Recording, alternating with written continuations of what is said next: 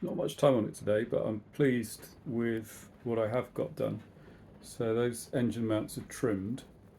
I was debating trimming the top and rubber and extra mounts and all the rest of it. I was also debating putting extra reinforcement on, but the bits I chopped off, I'm content that that's a good weld between one and the other. So that's a good strong item, and I haven't thinned it unduly with the grinding. So I've got peace of mind from that. It's just a fun curly ribbon that came off the hole saw. So these are sharp, work really nicely. I like the ejector spring as well, so the waste doesn't get caught.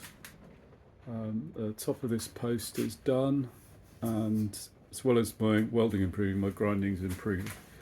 So I'm happy with how that's looking. And then the last little bit today, comedy corner. It now looks like that's a mighty weld onto a continuous rail. If it wasn't for this little giveaway here that I haven't ground flat, that's all infill, and it looks great around the other side as well. So that's it for today. Next job is to buy a battery. So I can't find my MG Midget battery. I checked prices and they're still half the price of a Volkswagen Up battery. And I've chosen my paint now.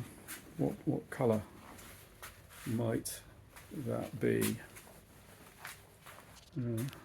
Colour I use quite a lot, so it's going to be roughly that green.